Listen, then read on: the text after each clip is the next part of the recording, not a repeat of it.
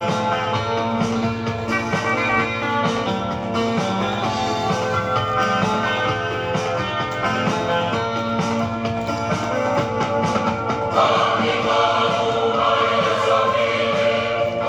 yoi mai foi tino tai awa. Yeah. Sa mai.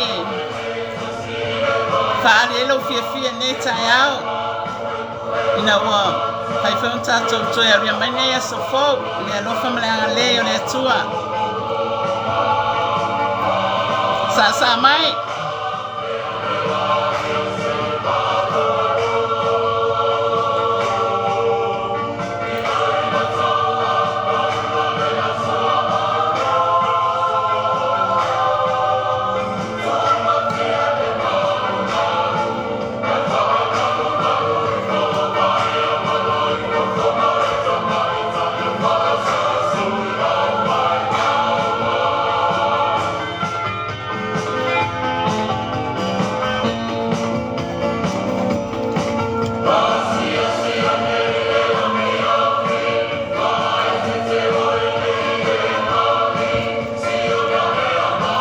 Sa mai.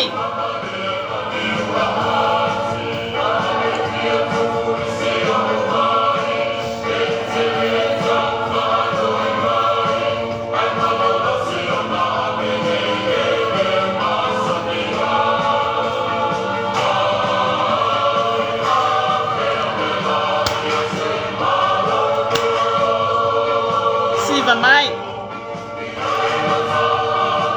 Sa mai. Mia nai te lala mai ai.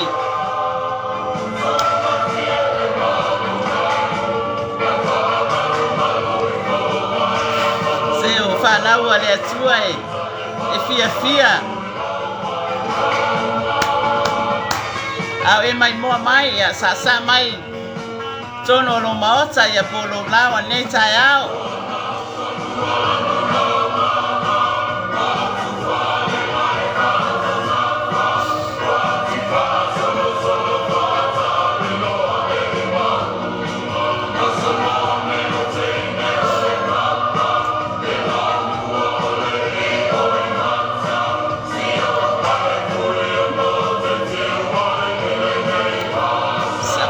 Mai tai au.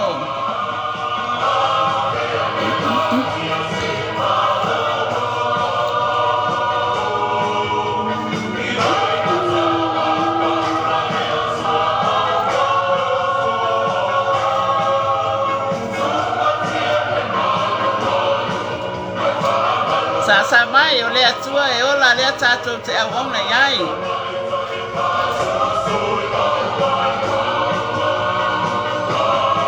Ya fa ne ina no swafa ne tai au.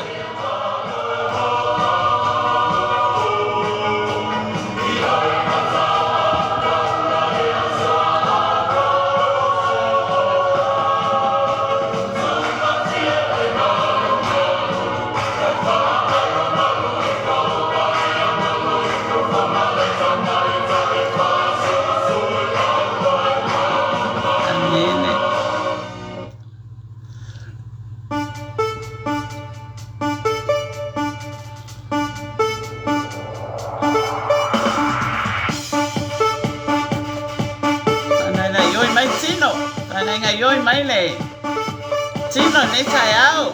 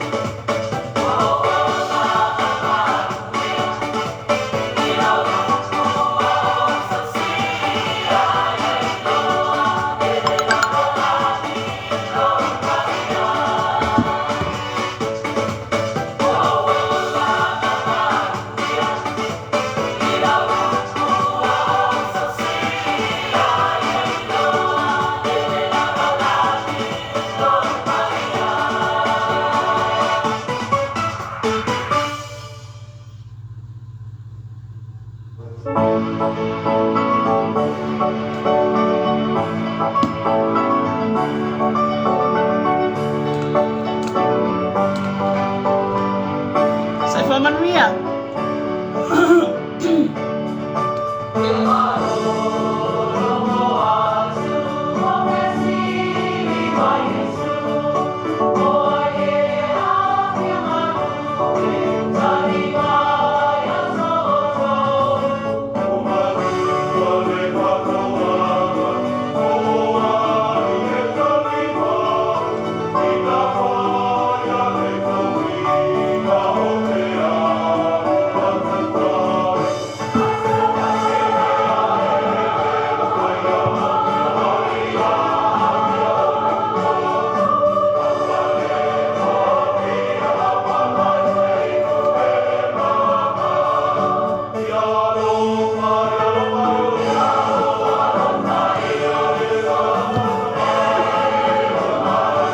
Soy Feau Maria, Scante Sport.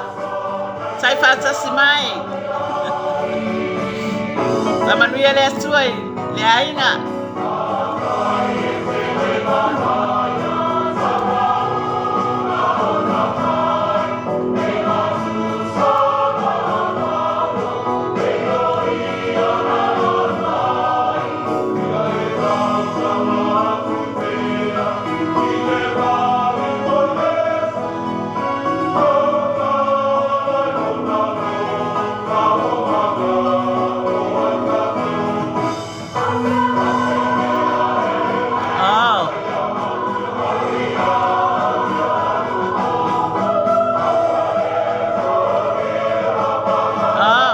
It's good to hear.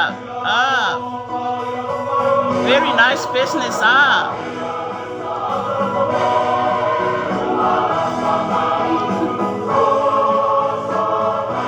Thank you for joining us. God bless.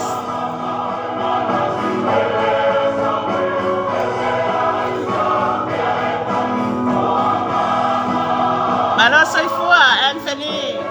Malfaltua. Sai fața simai. Feau Maria le tua le ainga.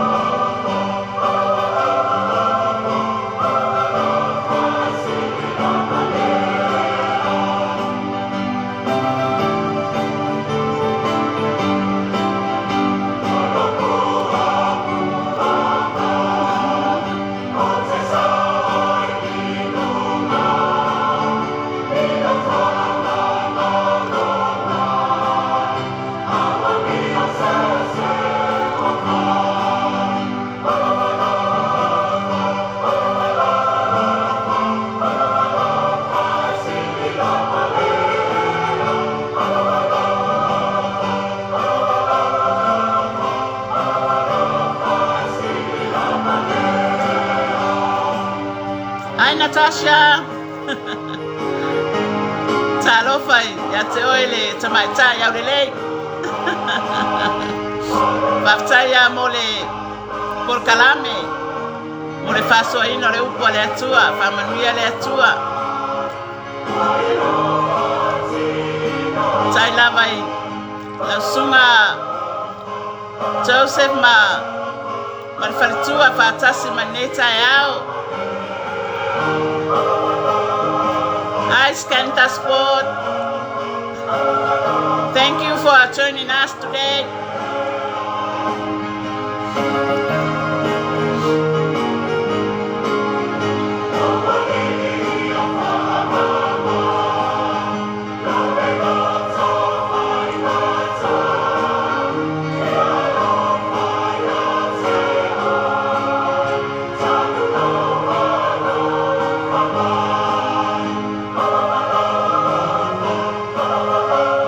Hi, Natasha. Taya fata simai.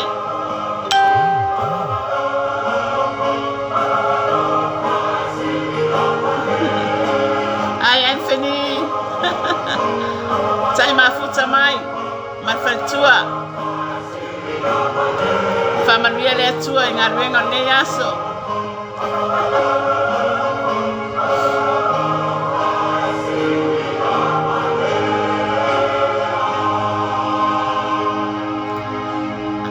Aya matangofia ia pespesenga fo ia tai au amene ia vatu fo ia familia ia yo tato loto ne tai au amene morbi inga le tua.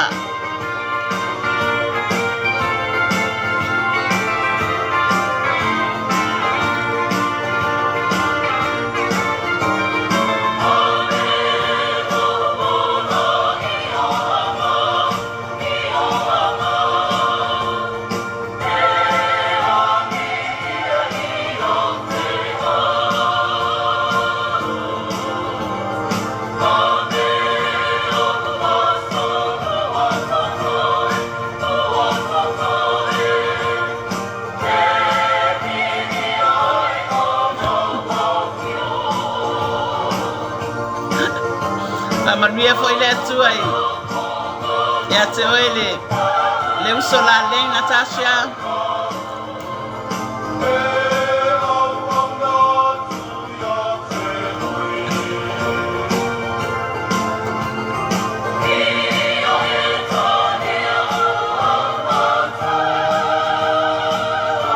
Taya Anthony male fale tua fantastic maneta yao.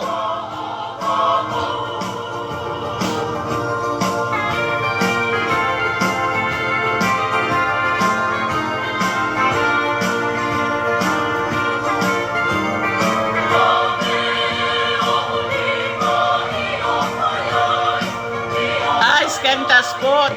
Thank you for joining us.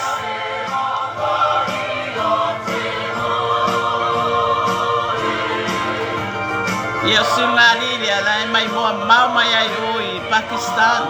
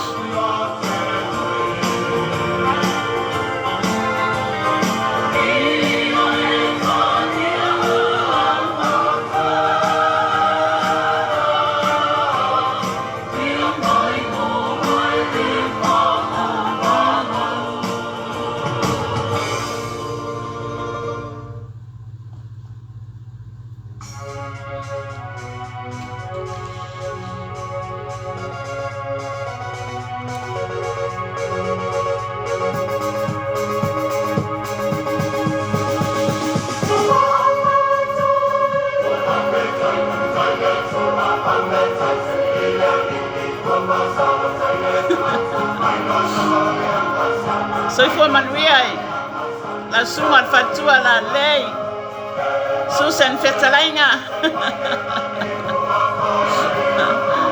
ia vi ele atua ne asofo Baptai fatasi mai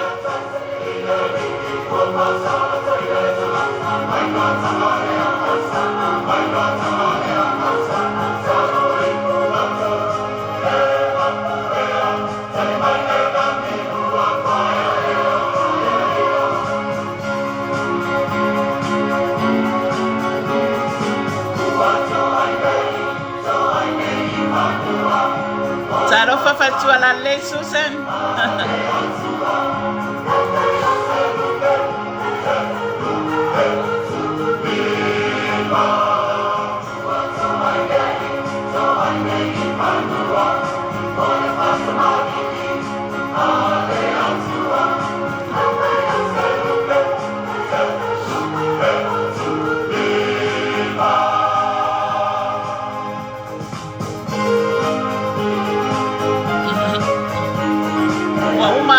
Pesele sa mai lo yes la sunga fatua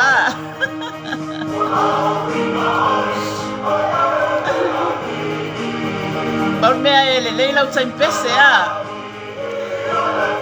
Taya Natasha Maria foi le tua nei aso I Feau ma ngaluenga alo fatu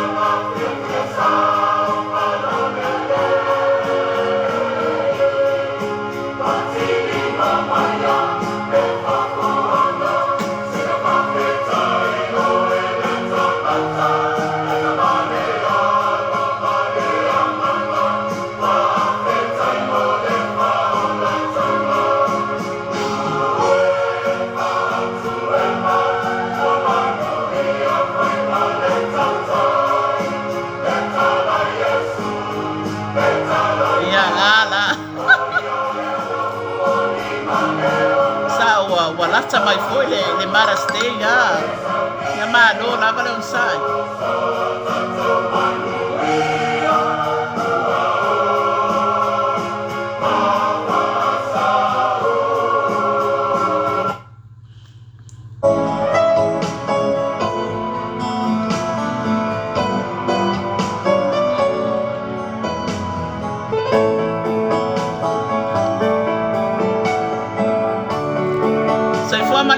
la sunga le fa fengainga oro aku yese malo soifua sai fatasi mai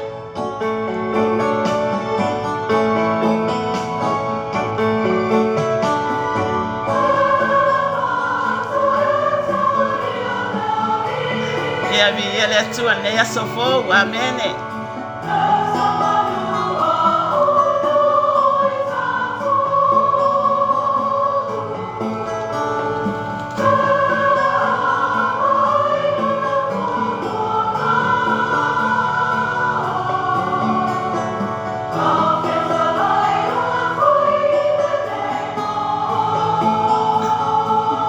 Baptai lava ila sunga fa fengainga mo fa manianga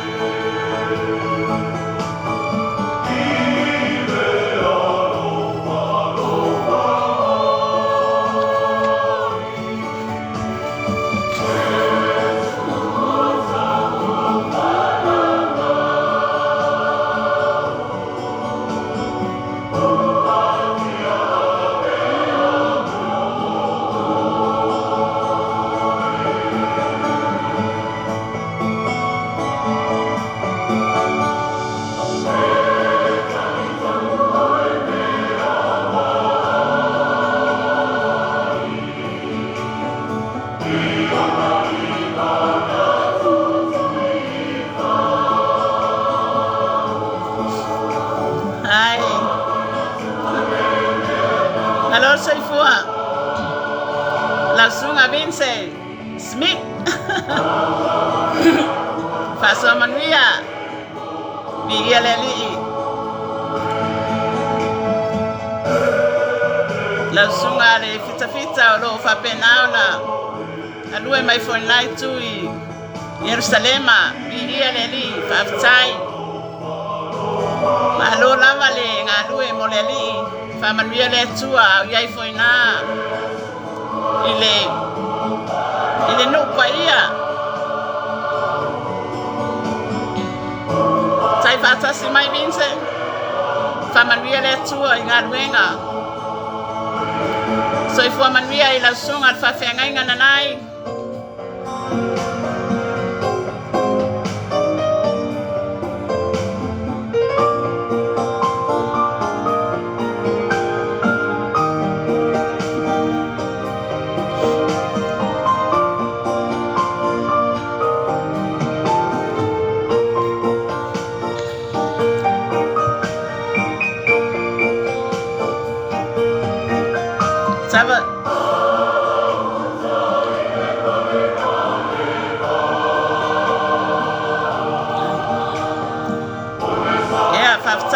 Sungan fita le famalosi moleli faftai foi fala loa mai le ia le nupa ia o tato ali o Yesu Kristo amen e vi ia le ali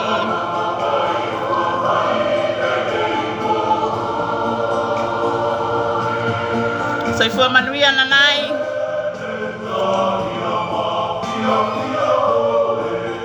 ele ali neia sofo amene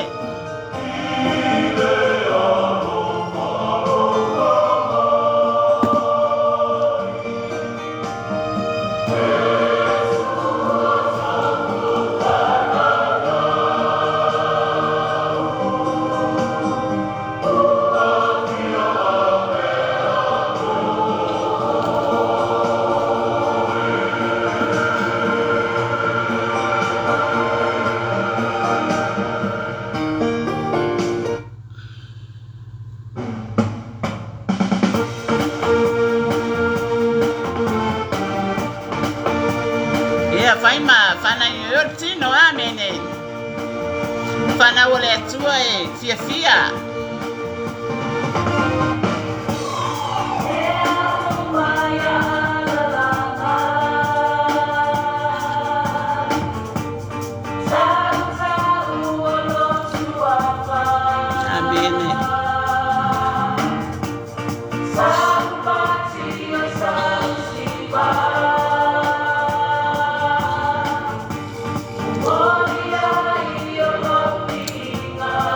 Ele tuai ngadwenga lo fenga yai la sunga vinse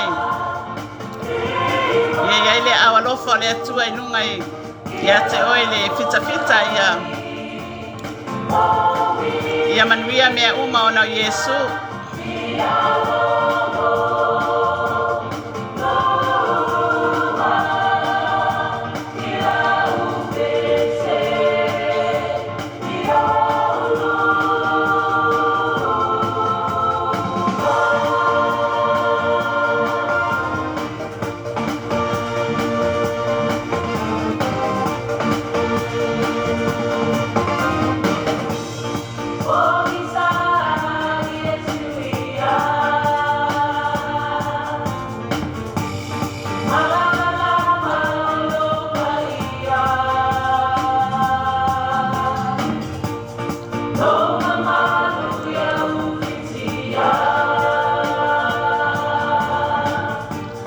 Tai lava le mafuta mai, tai fata si mai.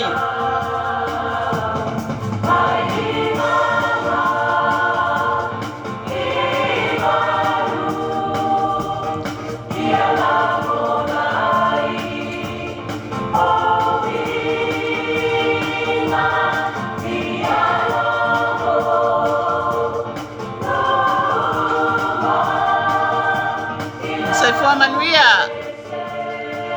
Fartua la leia le malu alessi.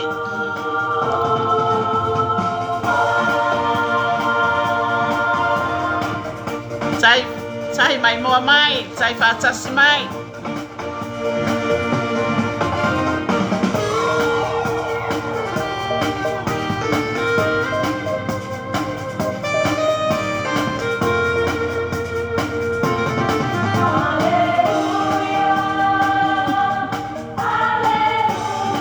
Tai lava I lausunga whawhengainga na nai, whatasi mai. Tai foi mo porkalame matanga ofie. Papena foi ona saunia lausunga whawhengainga malwharitua. Vi ia le atua.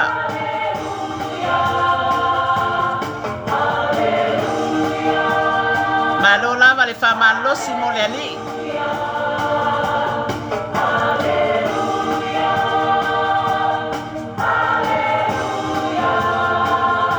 Tai foi mo le te whangala au matanga ofie. Ia vi ia le atua nea so Feau.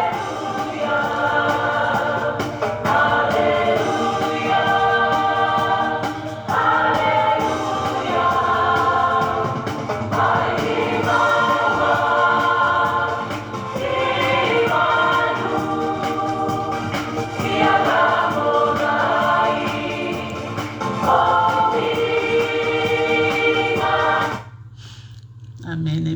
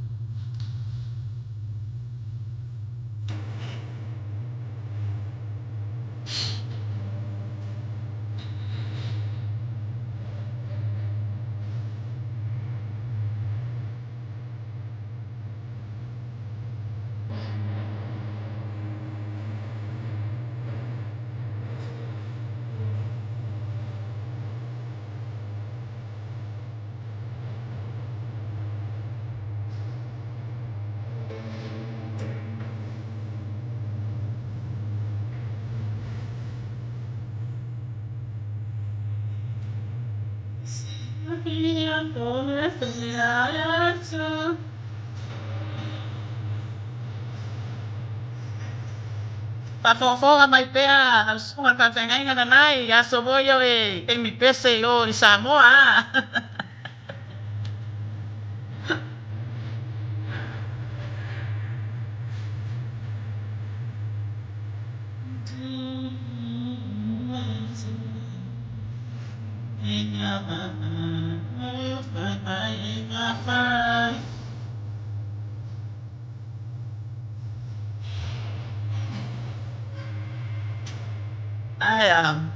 So mana tua foi aso ia na tai pese e foi pese ko e carecia a pasta.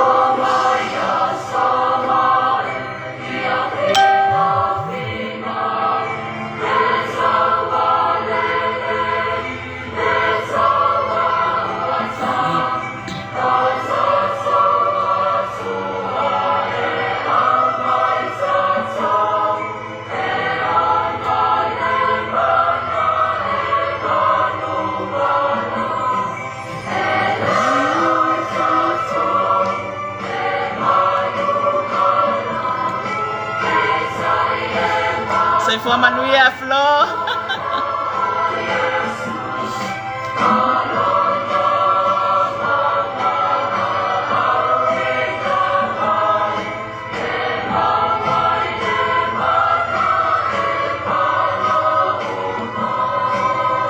Pasai le linea sofou.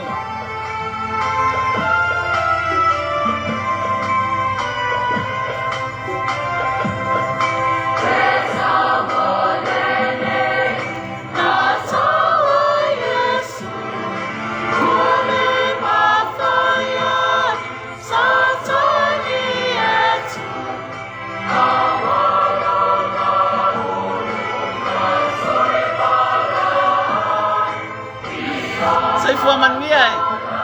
Fatua la lei Flo. Sai fata simai.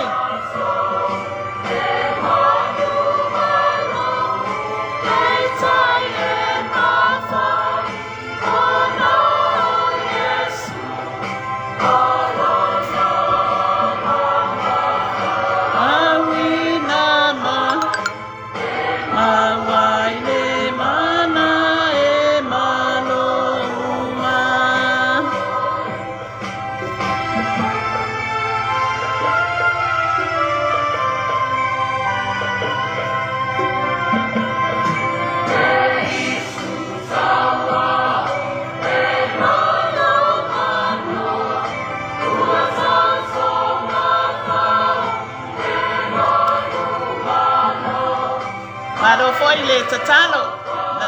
Na sunga fatua. Malo foi le tapuai. Fatai fata simai.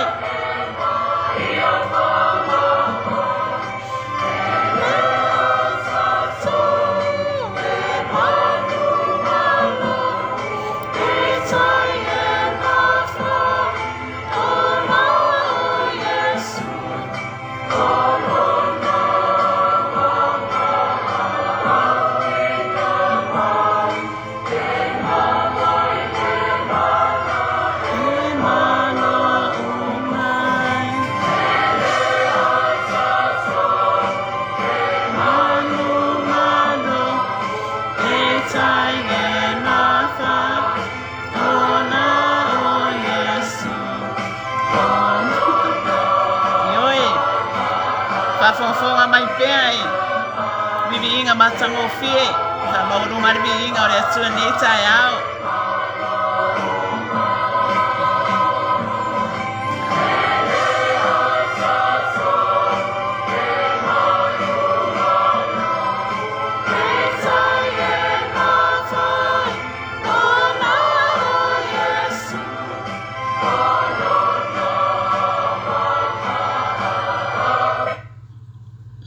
Ia le mana e whaamavau lava. Amen. I whaamavia mai nei tua, e lai la o tau wha.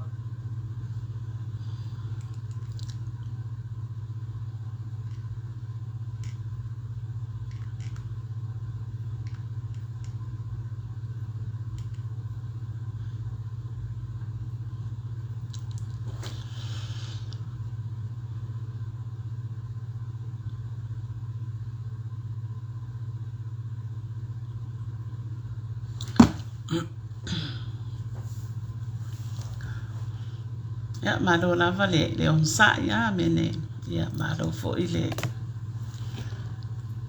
fa pale malo fo ile fa fonga mai fo i vivi inga fo i po pese fa le anga fo i nei tai au ya e fa ma wonu ngai le vi inga le tua mene ya nei tai au ya fo on tato wo le tua le tatalo amene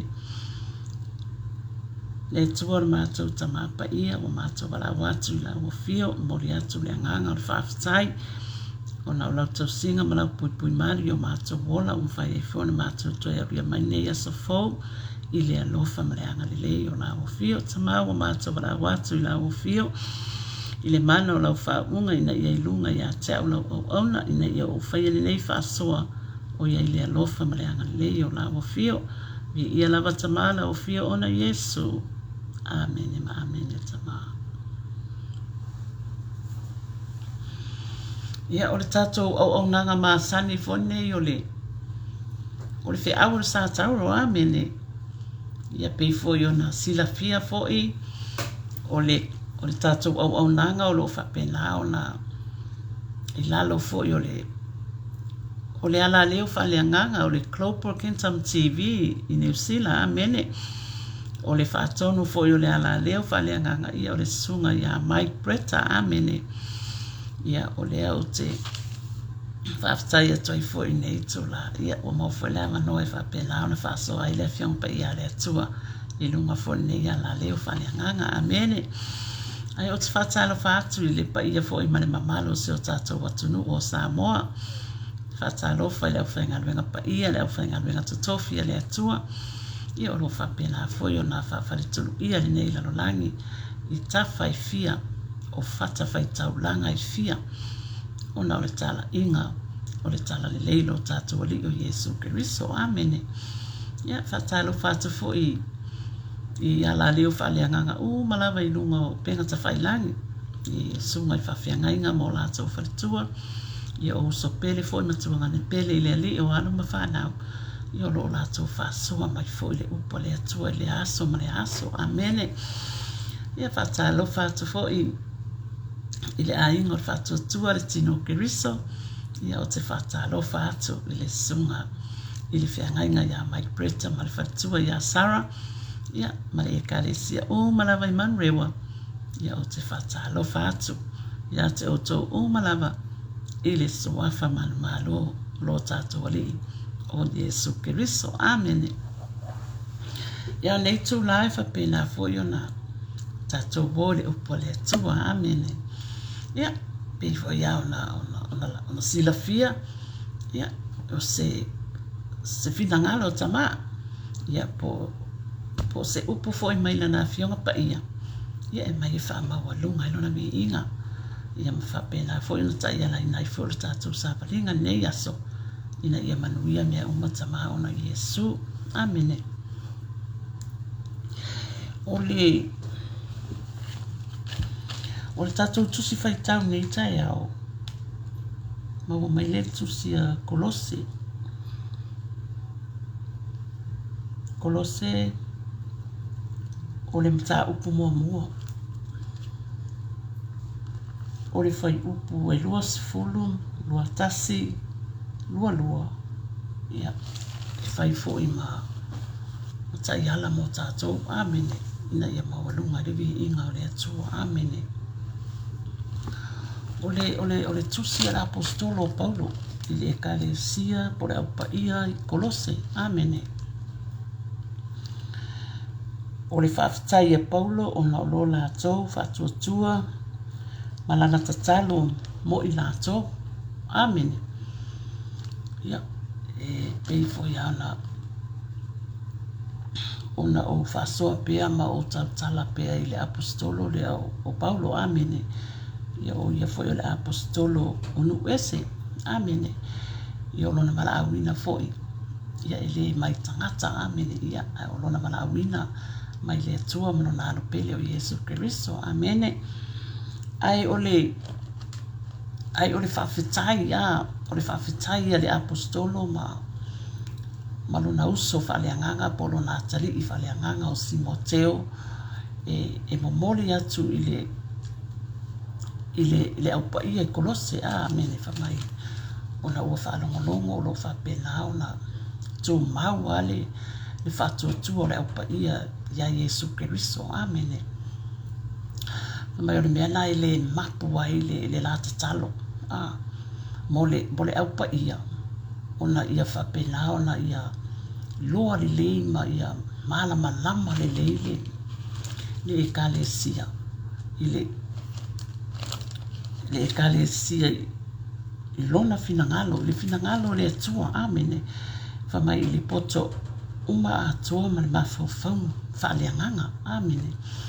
O miana sa le mapu ai le tatalo ale apostolo malona uso whaleanganga o Timoteo.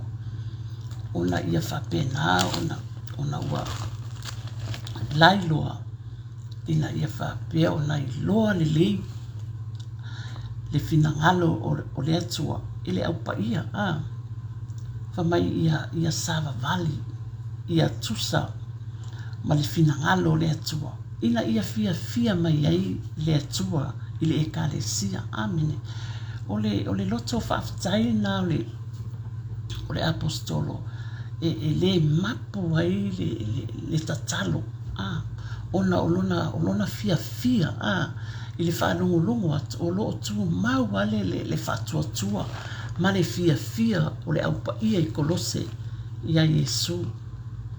Amene. Mena le fai me le apostolo e le mapu o lona wina o le tatalo ale apostolo ma molona uso fa ale nganga o Timoteo e tatalo a mo le aupa ia i kolose. Amen.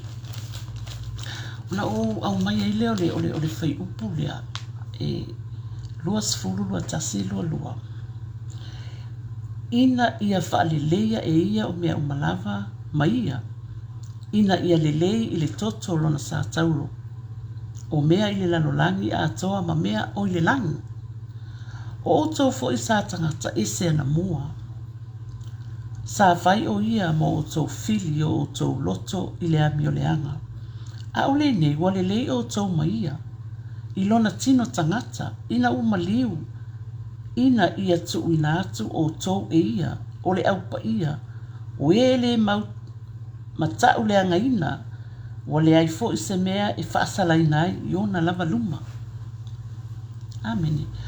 O upu ia po tustusinga ia la apostolo i le ekalesia i kolose po le aupa ia afa mai ina ia whaaleleia e ia o mea uma ma ia ina ia lelei le toto lona Satauro o mea i le lalolangi a toa ma mea o i le langi o outou foi sa tangata ese ana mua sa fai o ia mo outou fili yo outou loto le ami o le anga a o le nei wa lelei outou ma ia i lona tino tangata ina ua maliu ina ia tuuina atu outou e ia o le aupa ia o ele matau le angaina wa le ai fo i se me whaasalaina ai i ona lama luma. Amen. Ia e peia ona whaasoa atu ona o tustusinga nei o tustusinga a Paulo i le aupa ia i kolose ona o lona fia amene ona o lo tu maule le whatuatua o le aupa ia i lo tātou li o Yesu Kiriso. Amen. Lea foi la ele tustusinga le na whaitau atua nei. Amen. I whapena ona whaamausalia i nai pia le nau tainga o le apostolo i le aupa ia. Amen. Pi foi la ona o mai a foi nei tae a ho ia ia whai upu ia. Ona o whai upu o leo te vai atu. Ma le tustusinga le la apostolo. E tā ua foi moi tātou. Amen. Pila on fai mai le tusile ale fiso mua. Tā upo fito. Fai upu mo. Ole me tā upu mua fai upo fito. O ia fo iwa tātou mawai le tong yola. I lona toto. O le whaamanga loina wang sala. E tusa mali o loa whaula i olona alofa tūnoa. Amen. O ia foi o tātou mawai tong yola. I lona toto. O le whaamanga loina wang sala. E tusa mali o loa whaula i olona alofa tūnoa. Amen. Le toto lo tātou li o Yesu Kiriso na whaamali nina mo i tātou. Amen. Mai le efeso mo fai upu se fulu. Ina ia whaupopo ina ia Kiriso le sauninga i le whaatoanga o tausanga o i lato umalava o i le langi a toa mai lato o i le lalangi. Amen. Efeso lua fai upu se fulu matolu a ona po nei ona o Kiriso Yesu o tō sa vava mamao na mua wa whalatalata ina mai le toto o Kiriso. Amene pe foi ona o whaasoa atu lava ile le o le atua. Amene. Malana whaalatanga. Amene. O lona alo pele o Yesu Keriso. Wa o taimia wa sa tātou vāvama mau ma le atua. Amene. Ile i o mai tātou ile i to tonu le ainga pa ia o le atua. Ai ua tātou maua le whaalatanga ona o le toto lo tātou ali o Yesu Keriso. O le na maliu mo i tātou. Amen. Le ala o tātou le leia i ma le atua. Ona o le toto lo tātou ali o Yesu. Amen. Mai leo le mua yo ane. Lona mata upailua fai upailua. O le tongi o la fo i o ia. O le tongi o la fo i o ia mo a tātou ang sala. E le ngata fo i a tātou. Ai a toa maa sala le lalolangi umalama. Amen. Yeah. Ele whapela na o tātou tangata pa ia, tangata whaolaina o na whamanga loina. Au whamanga loina o maa sala le lalolangi. Amen. Pe ona whai mai fo ili o ane tolu whai upas fumalona. Au wau whapela lava o na alofa mai le atua ile lalolangi. Na ia awina mai lona alo pele totas. Mai ina ia le whano se ta se whatutua ia te ai maua uma e tātou e hola e whamau. Amen. O le whai upula e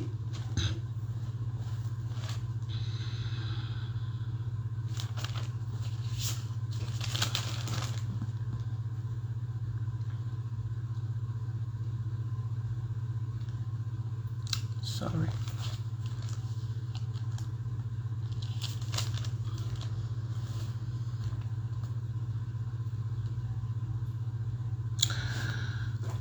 Amen.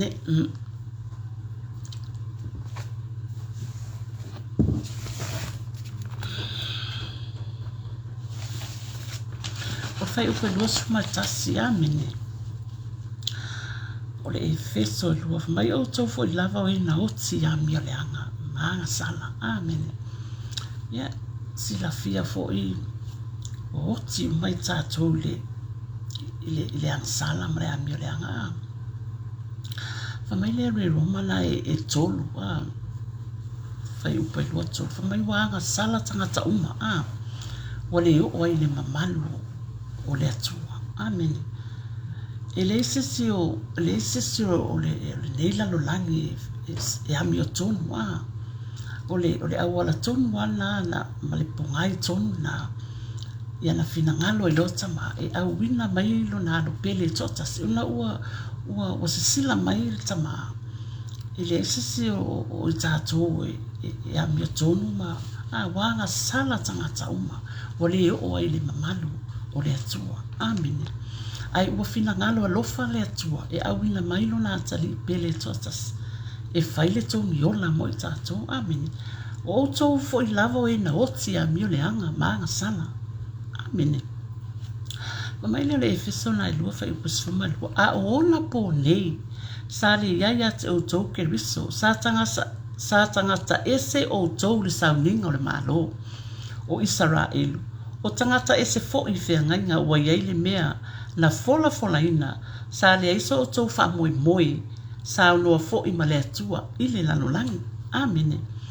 Ona poia sa le iaia te o tau Keriso. Sa tangata ese o tau le sauninga o le malo. O Israelu. Ai sira fia mo le taimine o tātou o Israelu whaaleanganga. Amen. O tātou i totono le ainga o le atua. O tātou o Israelu whaaleanganga. Amen. Mo le malo le atua. Ai whai mai e fola whaina sa o tau wha moi sa unua fo ima le atua ile lalolangi. Ona ele i fia sila mai tamai ia taime ia tātou ona o le anga sala. O le papa puni na o le atua ma le tangata o le anga sala. Ba ele fia le atua i le tangata anga sala. Amen.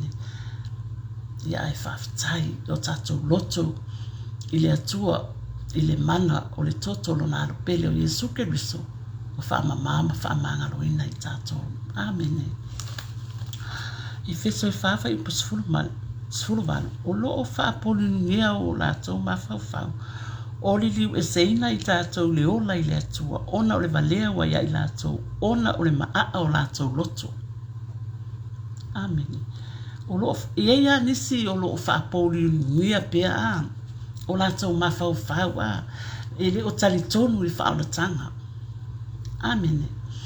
Ia ai o tātou fo ia le au pa ia le au Cristiano o le au whatuatua ia e tātou te tatalo pea tātou tatalo pea mo le lanolangi ina ia whapena au na maua uma I tangata uma le manuia ma le alofa mai le atua amene whamai nisi u whatuai le fio mai o Yesu ioi ai o le talatus pa ia e tuai ma whatuai o na fio mai Yesu ina se I sala mo tangata uma ia fo'i uma tangata I sala mo amen o le mele ia tātou tatalo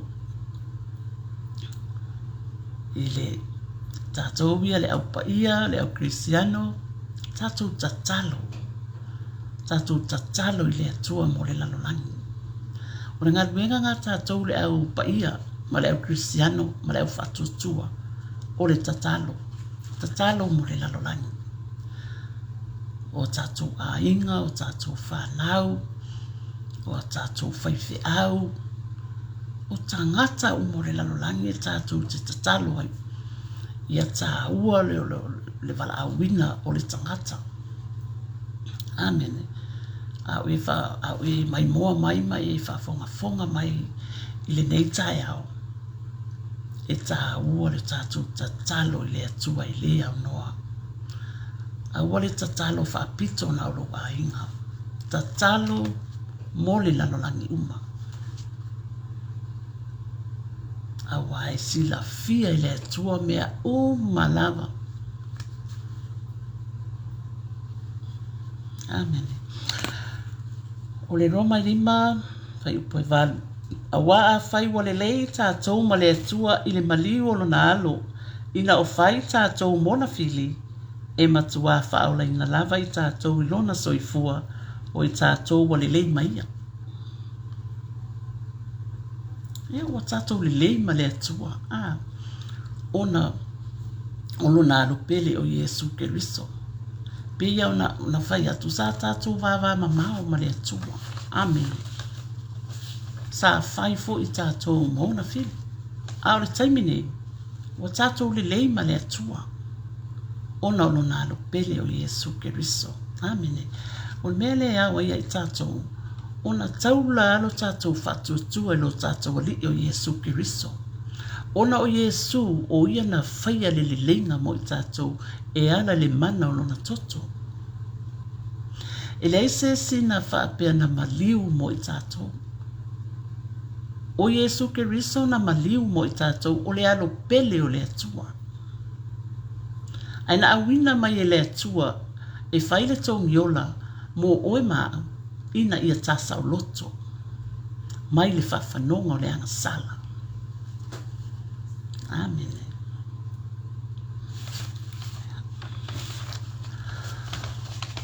E feso e lua whai upasfuma tase o le nei ia o tau manatu sa wha pau o tau wana mua I lare tino. Na ta ua o tau o e le peru tau meina I lātou e o ta ua o peru tau meina I le tino o whai e lima. Ia whamai o tu ia so ia le peru tau meina tangata I le e le talia I le malo Israel. Amen. Ia, ai whaftai le atua, whaftai alo loto I le ali, ona o lona alo pele o Yesu Keriso. Amen. E feso lua whai upasu ma leono, ma ia whaleleia ma le atua e sato alua, I le tino e tasi ona o le Satauro, ina ua wha umatia le whehitanga.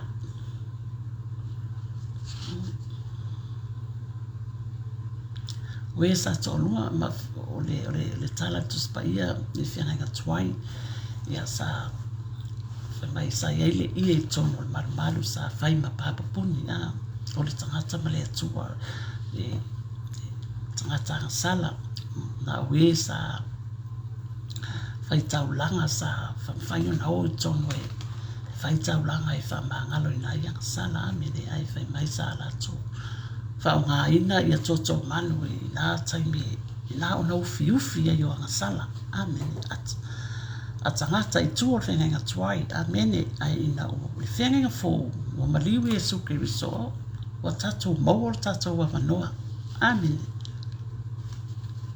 o le ai se ia le nasa laita ua I tono le pava I loto sa whaima papapuni ia pe sa vai ia le atua ma le tangata o le taimi nei ua tasi tatou ia ke riso ona o le mana o na toto amen taula ona tatou fia tatou sauloto tatou manuia I le toto lo tatou li o Yesu ke riso amen mea nai ta ua ai le ola tatalo au e te fiu I tatalo wa o tua atu o le tatalo o laita oto I manuia o le atua a le manuia oe e manuia lau whanau manuia tangata o lo wainga a wa a whai te tatalo mai nai New Zealand lo wainga I o I Samoa e manuia langa o le upua le atua e manuia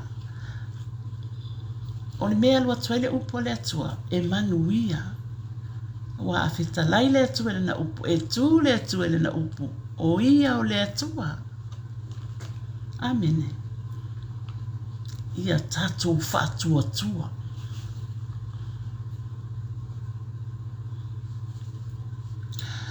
e feso lima lua fitu na tu ina atu ia te ia o le kale sia matangofia lava I le iso na ila po se manuminumi po se tasi mea whapena a ia pa ia ma ia ola ma ia le pona io tatou o le kale sia ke riso amene a e mai moa mai e whafonga mai nei tai au o tatou o le kale sia ke riso ia o tatou la e fia sila mai e ita mai le kale sia I le se ila le se pona e le lei atotoa mea na ia taulo lo tatou whatutua lo tatou li o Yesu Keriso amene malana ngaluenga mai e ala ngaluenga alofa Yesu na whaia mo I tatou leo o tatou manuia o tatou oli o tatou sauloto ona o le toto lo tatou li o Yesu Keriso ia amene ia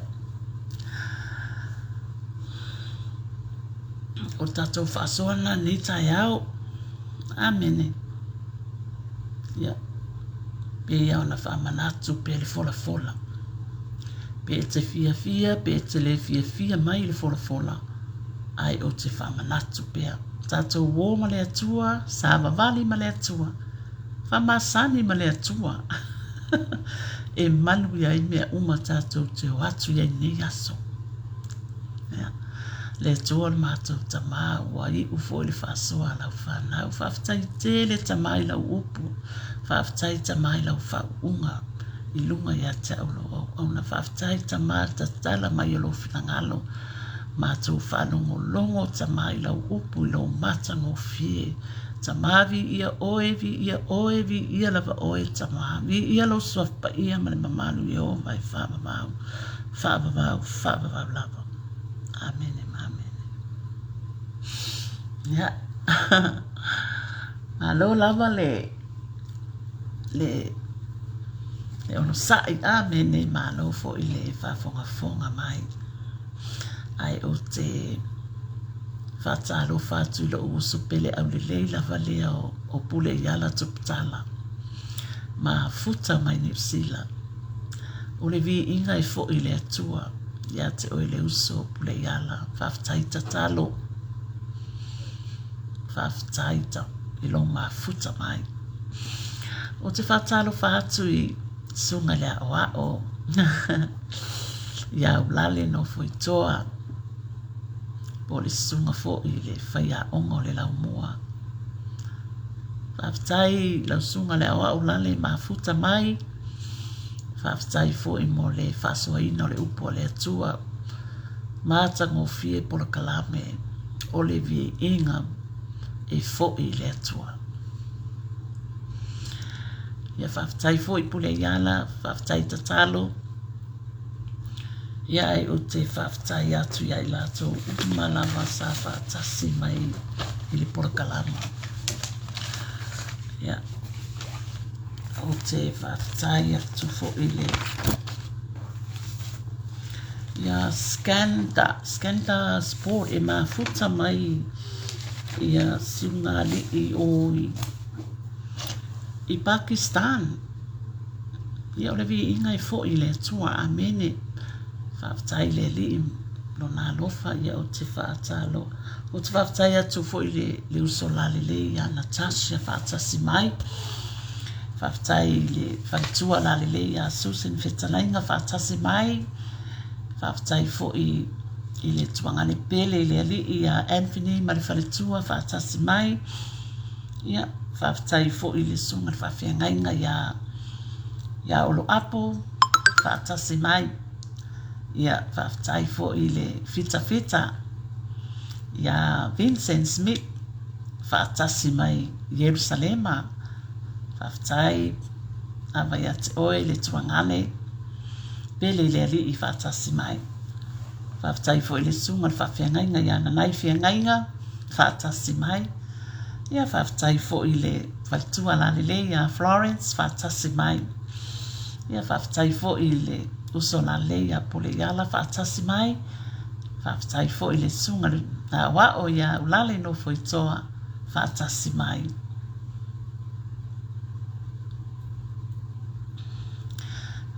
Ia tai lava Anthony Marifaletua ia whamanuia fo I le atua ne iaso. Alofa atu Anthony Marifaletua ia e o te le aru ese fo I maritatou polkalama nei tai au. Ia whaftai fo I sunga I whawhiangainga mō lātou whalitua. Amene. Ia o sopele matuangana pele le ali o alo ma whanau. Ia o I lātou uma fo ina mai moa ma whawhongafonga mai. Ia o te whaftai atu. Ia te o tō uma lava whaftai lo tō alofa I le atua marona finangalo. Ia o mafu aile mafuta man nei tai au. Ia o lau tatalo, ia alofa lava tama, ia whamanuia lava ia te o tō uma lava I le suafa manu malo o lo tātou walii o Yesu Keriso. Amen. Soifua. Whapule iala, alofa atu. Kalofai.